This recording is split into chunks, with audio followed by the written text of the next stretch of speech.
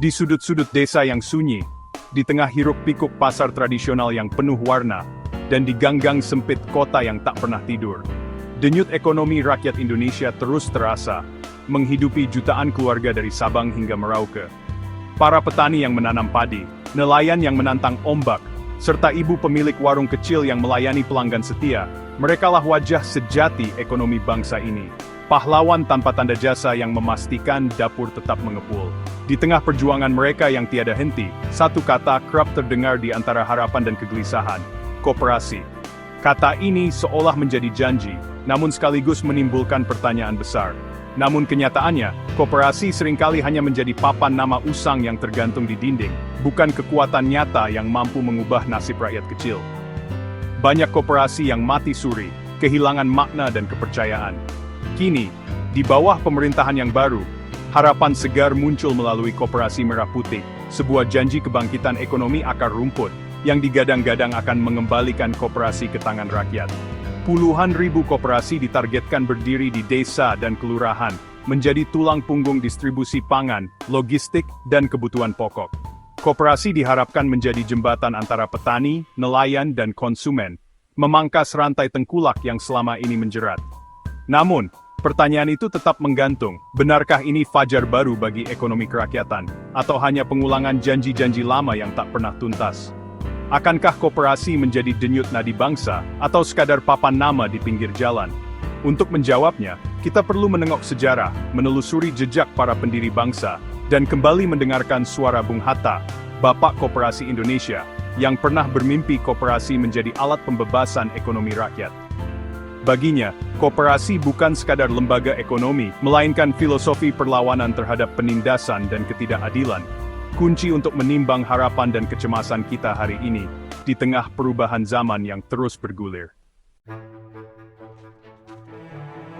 Bung Hatta bukan sekadar proklamator, tapi arsitek ekonomi kerakyatan. Ia adalah pemikir yang percaya bahwa kemerdekaan sejati tidak hanya soal mengusir penjajah, tapi juga membebaskan rakyat dari belenggu kemiskinan dan ketidakadilan ekonomi. Dalam setiap langkahnya, Hatta menanamkan gagasan bahwa ekonomi harus berpihak pada rakyat kecil, bukan hanya segelintir elit. Ia menegaskan, kemerdekaan politik tak lengkap tanpa kedaulatan ekonomi, dan koperasi adalah jantungnya. Bagi Hatta, koperasi adalah alat perjuangan, bukan sekadar lembaga ekonomi, melainkan wadah untuk membangun kekuatan bersama dan memperkuat solidaritas sosial di tengah masyarakat. Bagi Hatta, koperasi bukan sekadar toko atau simpan pinjam, tapi benteng kolektif melawan kapitalisme dan monopoli. Koperasi menjadi ruang di mana rakyat bisa belajar mengelola usaha, mengambil keputusan bersama, dan membangun kepercayaan satu sama lain. Prinsipnya, satu untuk semua, semua untuk satu. Sekolah demokrasi ekonomi di mana setiap suara setara. Di koperasi, tidak ada yang lebih tinggi atau lebih rendah. Semua anggota punya hak dan kewajiban yang sama, menciptakan rasa kebersamaan yang kuat. Hatta menyaksikan sendiri eksploitasi kolonial, petani dijerat tengkulak, rakyat tercekik rentenir. Ia melihat bagaimana sistem ekonomi kolonial hanya menguntungkan segelintir orang, sementara mayoritas rakyat hidup dalam kemiskinan dan ketidakberdayaan. Koperasi adalah alat memotong rantai eksploitasi, mengembalikan hasil kerja ke tangan rakyat. Melalui koperasi, keuntungan tidak lagi mengalir ke luar negeri atau ke tangan para tengkulak, tapi kembali ke masyarakat yang bekerja keras. Warisan Hatta adalah cetak biru ekonomi humanis, menempatkan kesejahteraan bersama di atas laba pribadi. Ia ingin membangun masyarakat yang adil, di mana setiap orang punya kesempatan yang sama untuk maju dan sejahtera. Koperasi adalah wujud nyata Pasal 33 UUD 1945, ekonomi sebagai usaha bersama, asas kekeluargaan. Inilah cita-cita luhur bangsa, di mana ekonomi dikelola bersama demi kemakmuran seluruh rakyat Indonesia. Kini tantangannya, mampukah generasi penerus menerjemahkan ideologi luhur ini di era modern? Di tengah arus globalisasi dan persaingan bebas, semangat koperasi harus terus dijaga dan diperbarui agar tetap relevan. Koperasi Merah Putih adalah ujian nyata bagi warisan Hatta. Apakah kita mampu menjaga dan mengembangkan nilai-nilai koperasi sebagai pondasi ekonomi bangsa, atau justru melupakannya di tengah perubahan zaman? Pemerintahan Presiden Prabowo meluncurkan Koperasi Merah Putih, sebuah gebrakan untuk mengubah ekonomi akar rumput. Targetnya, Village cooperative building exterior with signage, community members gathering at a rural cooperative office. At stock, at Lap Pluriu Koperasi Desa Kelurahan, pusat distribusi pangan dan logistik, memutus rantai rentenir, dan menciptakan lapangan kerja. Pemerintah mengawal penuh, melibatkan 14 kementerian, kepala daerah, dan satgas percepatan. Modal awal 5 miliar per koperasi, sinergi dengan BUMDes, UMKM dan Bank Negara. Dari Solo hingga Kalimantan, geliat koperasi baru terasa. Di atas kertas, ini resep ekonomi kerakyatan, tujuan mulia, skala masif, dukungan politik dan pendanaan jelas.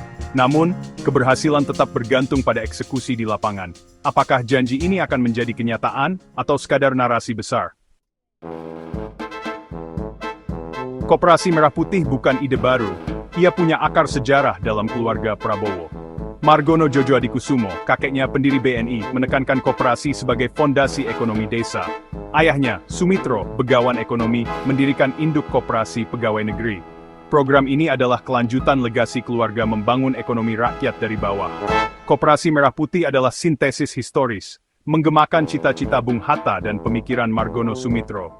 Namun, sejarah juga membawa beban standar tinggi dan harapan besar. Program ini akan dinilai bukan hanya dari angka, tapi dari kemampuannya mewujudkan semangat para pendahulu. Kini, panggung sejarah telah disiapkan, pertunjukan ada di tangan pelaksana hari ini. Di balik optimisme Koperasi Merah Putih, suara Bung Hatta mengingatkan, koperasi sejati lahir dari rakyat, bukan instruksi negara. Koperasi harus tumbuh organik, bukan seragam dari atas. Jiwa koperasi adalah partisipasi demokratis anggota, bukan proyek birokratis. Negara boleh memfasilitasi, tapi jangan jadi direktur. Jika terlalu dominan, koperasi kehilangan kreativitas dan kemandirian. Hatta sudah mengingatkan, intervensi negara harus ada batasnya. Pertanyaannya, apakah Koperasi Merah Putih memberi ruang partisipasi otentik, atau sekadar cabang BUMN raksasa?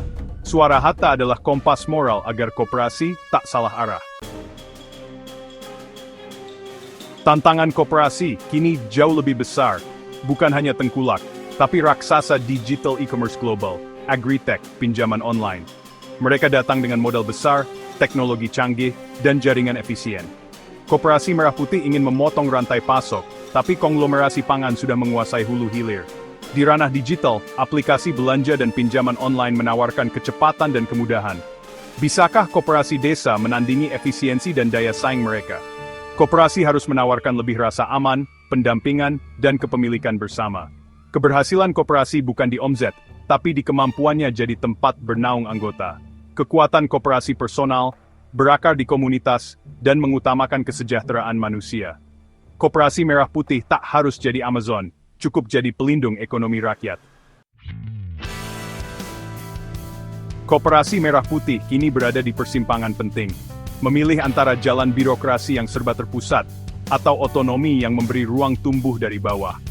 Pilihan ini bukan sekadar soal administrasi, tapi soal arah masa depan koperasi dan masyarakat desa. Jalan birokrasi berarti semua diatur dari pusat, dengan target kuantitatif yang jelas dan proses yang seragam. Memang, hasil bisa cepat terlihat di atas kertas. Namun seringkali koperasi kehilangan jiwanya, terjebak dalam rutinitas, jauh dari kebutuhan nyata anggota. Sementara itu, jalan otonomi memberi ruang bagi tiap koperasi untuk tumbuh sesuai potensi lokal. Pengurus dipilih dari masyarakat sendiri, keputusan diambil lewat musyawarah anggota, dan setiap langkah diwarnai semangat gotong royong. Keberhasilan koperasi diukur bukan hanya dari angka, tapi dari solidaritas, inovasi, dan rasa memiliki yang tumbuh di antara anggota.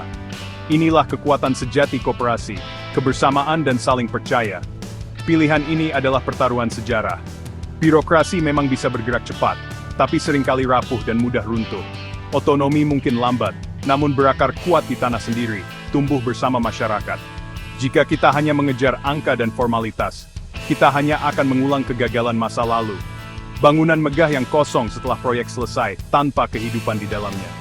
Namun jika kita berani memilih otonomi, akan lahir koperasi yang kuat, mandiri, dan benar-benar menjadi milik masyarakat. Koperasi yang tumbuh dari bawah, bukan sekadar instruksi dari atas. Di sini, peran pemerintah harus berubah, bukan lagi sebagai komandan, melainkan mentor dan pendamping yang membantu, bukan mengatur. Hanya dengan kepercayaan penuh pada rakyat, koperasi bisa menjadi warisan Bung Hatta yang benar-benar hidup, bukan sekadar simbol di dinding. Pertaruhan ini akan menentukan masa depan ekonomi kerakyatan. Apakah kita memilih jalan cepat yang rapuh, atau membangun fondasi kokoh untuk generasi mendatang? Akhirnya, pertanyaan utama kembali, apakah Koperasi Merah Putih Fajar Baru Ekonomi Rakyat, atau sampul lama dengan nama baru? Jawabannya belum tertulis, ditentukan oleh tindakan nyata di lapangan dan partisipasi rakyat. Gagasan koperasi sebagai pusat strategi ekonomi nasional patut diapresiasi. Jika dijalankan dengan partisipasi dan otonomi, koperasi bisa jadi kekuatan transformatif. Namun, niat baik saja tak cukup, eksekusi adalah segalanya. Ancaman birokratisasi dan intervensi politik nyata, partisipasi anggota harus jadi ukuran utama. Koperasi Merah Putih adalah kanvas besar, bisa jadi mahakarya atau sketsa usang. Semua tergantung siapa yang memegang kuas rakyat atau birokrasi. Masa depan koperasi, masa depan bangsa.